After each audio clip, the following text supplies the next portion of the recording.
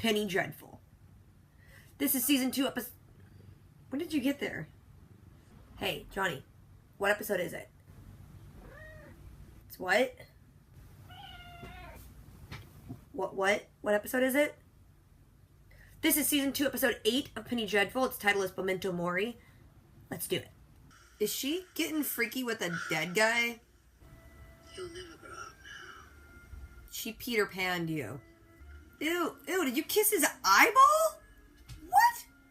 I knew that House of Cards was going to get knocked down since last episode. You don't show a House of Cards unless you're going to knock it down. Frankenstein, why are you on the ground? She was meant to come home and... We gonna shock you? Why would you pour that much liquid in your hands when you're just gonna spill it all? Kiss me and go. I'm bored with you. I need to say that when people won't leave. Just kiss me and go. Away. No, she wants a mouth kiss. He's not into it, dude. He's not into it. You taste like a fat little man. Whatever she promises you is a lie. Whatever I promise you is a lie. But you live longer with me. That's honest, I guess. Cat. Malcolm without a beard is still weird to me. Victor? I'm sorry I'm late. I was banging a guy and killing him. Did you get me flowers? Victor, you're such a good friend. She crazy. You're so good. They're way too close for cousins. Wait, so Dorian Gray got her flowers, but somehow had them delivered inside his house? I don't know what I'm doing. Honestly.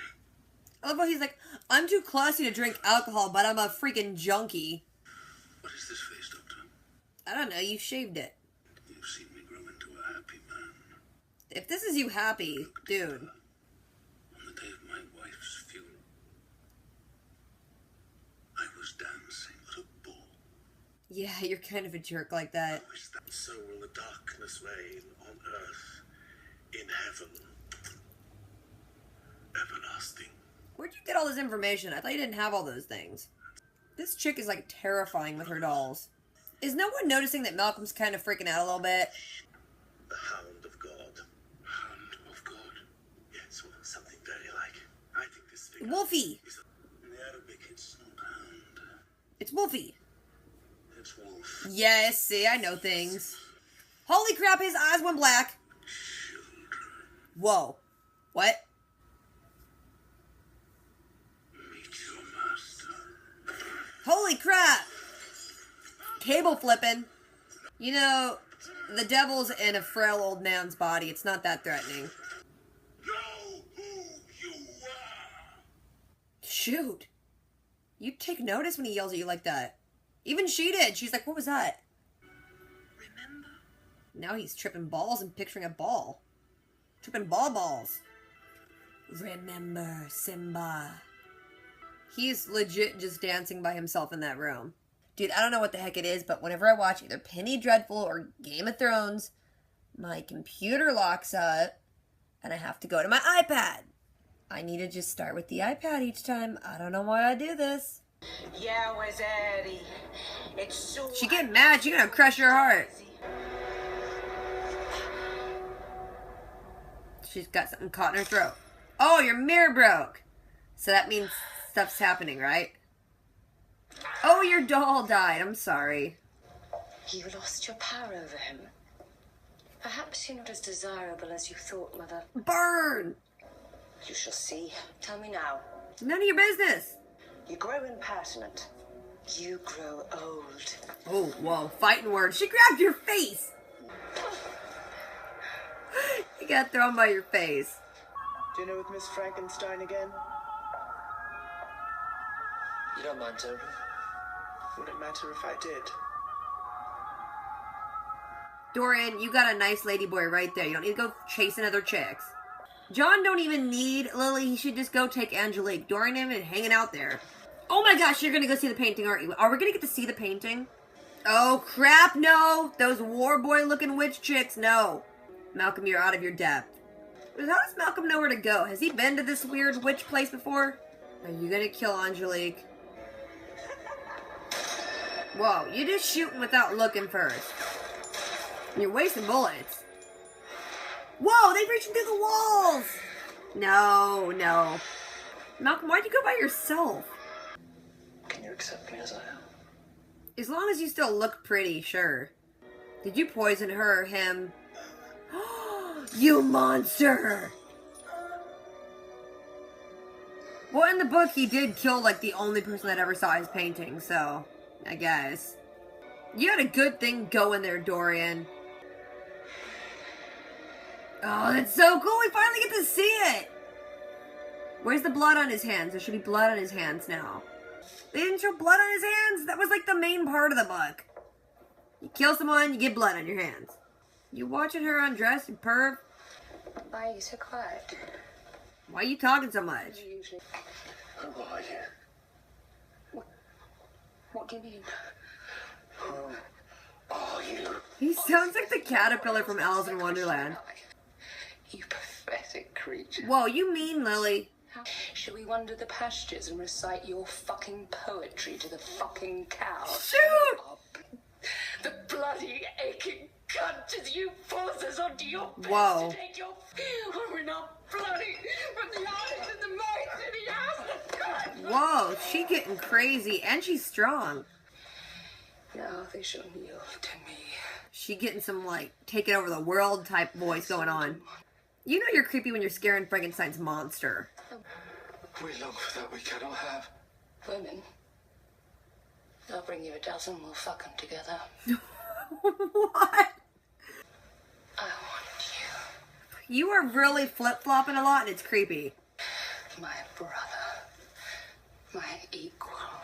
Now you want to bang your brother? You were just banging your cousin. In your poetry, in your passion, in your rage, in your infinite luxurious ugliness. Thank you. We'll put our hands around his throat together. And watch him die. That's romantic, right? And the blood of mankind will water our garden. Talking about poetry, that was beautiful. And our children. Can you even have kids? All of these Memento Mori. Title of the episode. Eternal life. Eternal beauty. If that's you, beautiful. Oh, I'm throwing shade.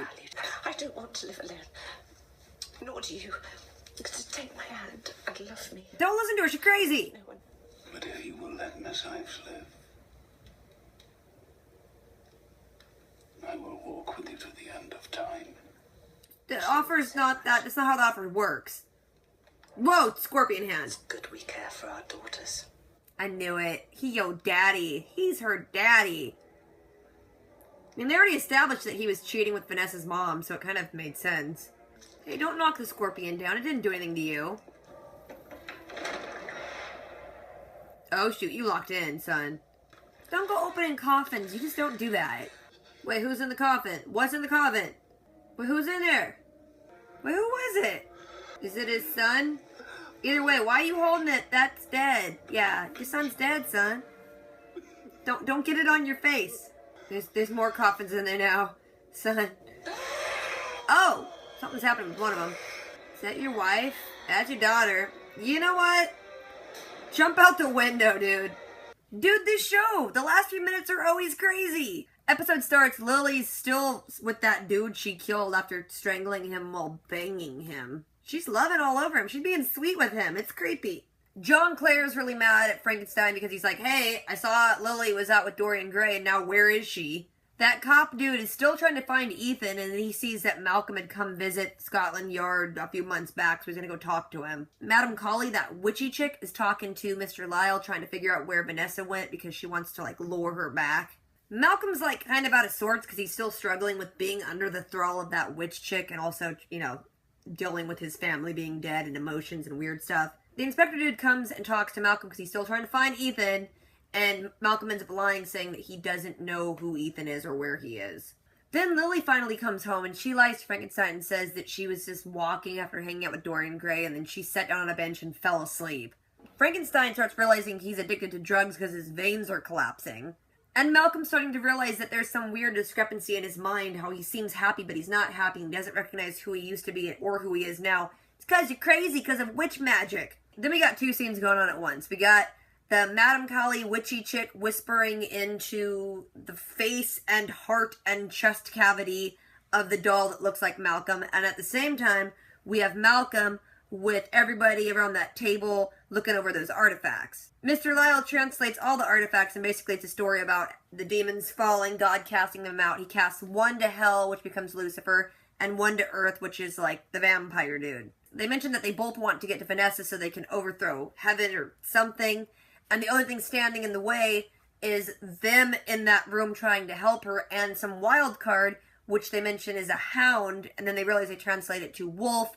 It's totally Ethan. I was right. Then Madame Kali is whispering directly into the heart of that doll, and then all of a sudden Malcolm goes all black eyes, and he's just like a conduit for Satan or something. He flips the table, starts freaking out. Sabine, I can never remember this dude's name. His manservant dude grabs him and throws him into this room and is like, remember who you are. He starts imagining he's in this ballroom setting and his family's there, and so he gets to see his wife and his daughter and his son again. And then he kind of just breaks the thrall that this chick had on him. Madame Kali's all mad about that because the doll's heart stops beating and she realizes he's broken the spell. So her witch daughter is like, well, I'll go get him back under the spell. And she's like, no. Men are like this. He's going to be coming all angry. He's going to come here. We want him to come here. Let him come here. Then at Dorian Gray's house, we see that Angelique is still there and she's mad because he's going out again with Lily. And we see that Malcolm has gone to Madame Kali's place and he's going to go with one gun and try and stop a house full of witches. Good luck. And then while Dorian Gray is out with Lily, Angelique notices that some candles got blown out and she fills a draft, opens a wall, follows it down, finds his portrait. Dorian gets there and he looks mad. He goes down to the bottom, explains how, his sins are on the portrait, explains the plot of Dorian Gray, but then is like, will you still love me? And Angelique's like, yes, I will. He gives her a glass, she drinks it, it's poison, he kills Angelique and is like, you could never love me. And then we finally get to see the portrait, and I was really curious as to how it would look. Slightly let down. It looked more like a creature that was like chained up and hunched over, but reading the book, it's still a portrait of him there. He just physically starts changing, and like his evil ways and crazy lifestyle start taking a toll on the physical manifestation of his picture. Doesn't really change him into some unhuman, hunched over, chained up thing. And in the book, when he kills someone, there's blood on the hands of the portrait, which didn't happen. And then comes the scene with John, Claire, and Lily, which is my favorite of this whole episode. Homegirl kills it. She steals the show and just leaves with it. She's so good. John shows up. He's mad because he's like, hey, you have fun with Dorian, hanging out with other boys. Lily's playing very coquettish and like scared of him at first, and then all of a sudden she just switches it. She starts freaking out, talking about how women are kind of just property used by men, and it's clearly shaded with the fact that she remembers that she was a whore at one point and pretty much was just property. She's talking about the vile things that men did to her and took her dignity away and how she will never let a man do that to her again. And in the process, she's incredibly mean to John Clare. She keeps calling him ugly and stupid and crap like that. But then she switches it again and is like totally owning the fact that she's undead, which apparently she knows, or just either she had the realization in this scene or been, kind of suspecting it. But she realizes that the only person in this world like her is John Clare, and they have this deep connection, and she's like, you're not like any other man, so we can be together, we can rule this freaking world, and we can kill Frankenstein when he comes back. Seriously, for like peripheral characters that aren't really part of the main story, I freaking love Lily. This character has gone through so much in this show. Insane range.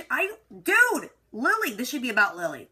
And then we go to Malcolm at Madame Kali's. They're sitting down talking. She basically reiterates what we already know. The Master wants Vanessa. Her job is to bring Vanessa to the Master, and the Master will give her good things in life like youth and evilness. She tells Malcolm that she's alone, doesn't want to be alone, and like he could have this life with her if they just turn over Vanessa. She starts crying and doing this sob story thing, which it's like, no one's going to believe that. You're evil. Malcolm's like, here's the deal. You don't get Vanessa, but I'll go live this life with you. That's not what she wants, stupid. Then she gets mad because she's like, yeah, of course. You're totally into Vanessa. I get it. Because she's your daughter. Truth bomb. Then as she's getting up, she like hands a little scorpion to him and is like, this stings. Watch out. Oh, I'm also going to leave you in this room with some memories. They're going to sting too. She closes the door. He gets up to try to leave too, but all the candles blow out. The door's locked. He turns around and there's a coffin there. The coffin contains his son's body, and he picks up his son and is like crying and holding him. Then he looks around. There's also a coffin of his wife and his daughter, and they start creepily getting up all zombie-like. Then his son that he's holding opens his eyes all zombie-like, and then credits. Seriously, these actors are getting some mileage out of these roles. They're getting work all the time. I really like this episode, but what's interesting about this show is my favorite parts are the peripheral characters. They're the Dorian Grays, they're the Lillys, the Frankensteins, the John Clares. I like them more than I like the Vanessa Ives storyline half the time. But what do you guys think about this? If I forgot anything, left anything out, you guys want to talk about it, drop a comment. Don't forget to do things, rate, comment, subscribe. I'll catch you guys later. Until next time.